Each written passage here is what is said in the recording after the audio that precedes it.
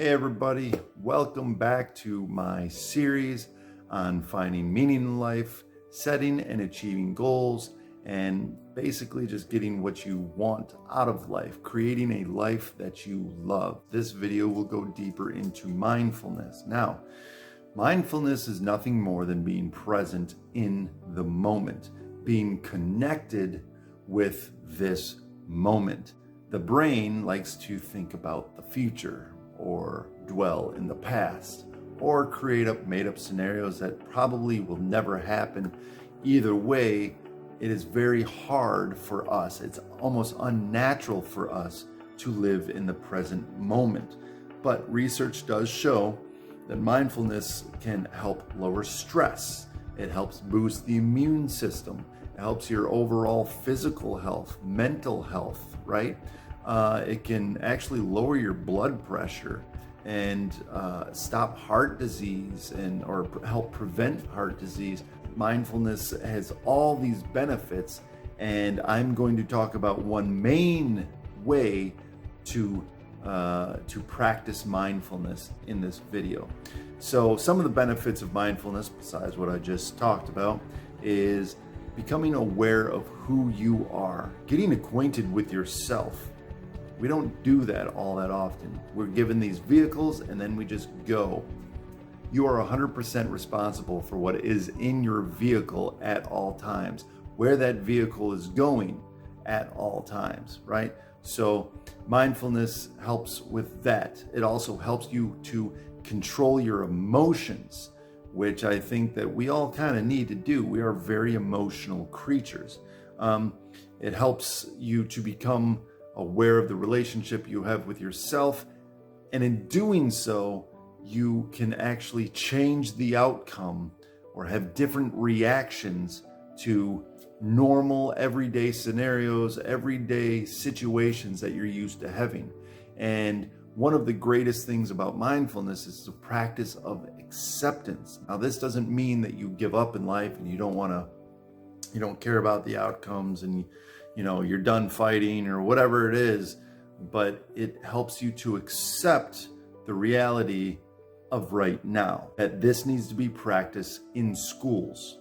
This needs to be something that is taught in schools at a young age to get people to understand themselves and understand how to deal with their emotions. Because right now we're not really doing that. We're becoming more aware of it.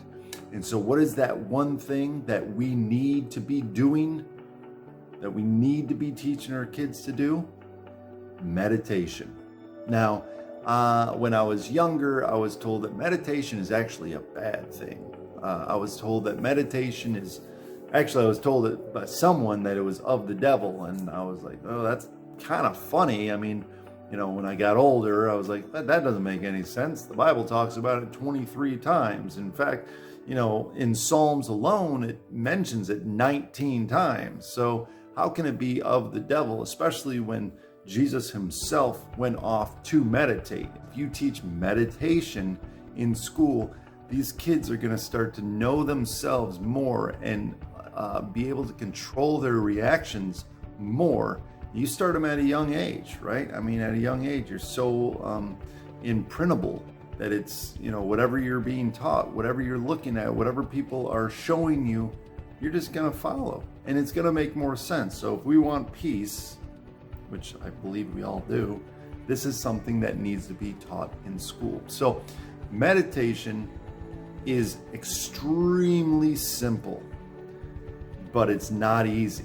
And we tend to conflate the two. Just because it's simple does not make it easy.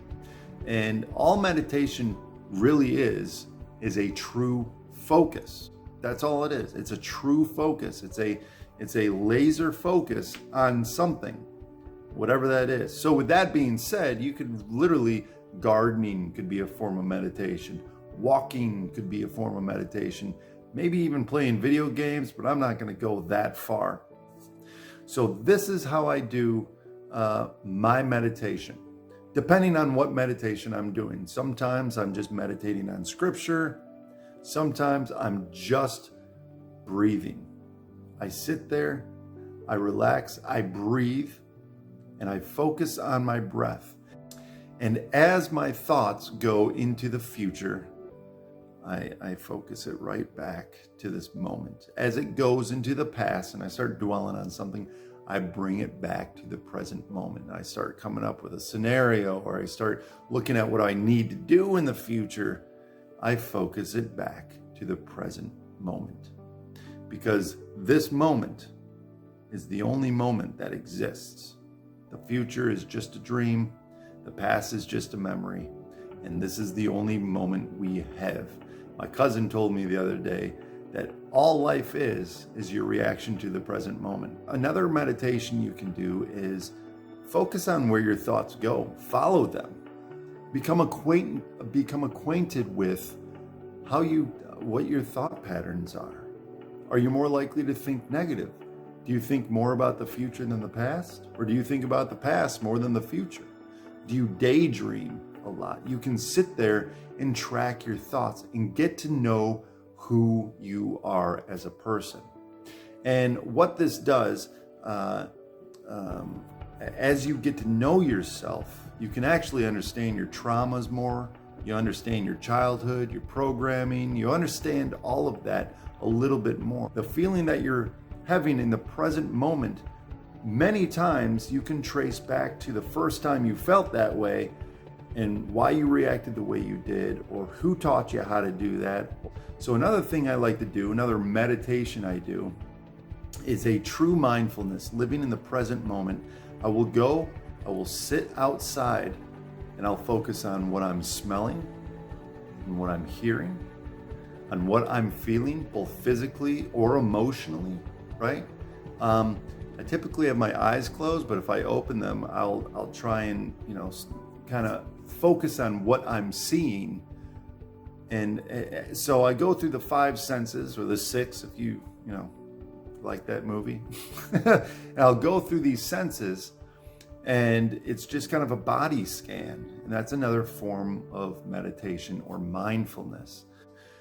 I am teaching mindfulness to my clients right now because when they're in the present moment, many of them ask me, like, how do I react differently? Well, the first thing is you have to know what you're feeling, right? You have to identify the actual problem. If you don't know what the problem is, you can't find a solution for it. And many times us reacting to our emotion is not looking at the problem, but being in the problem.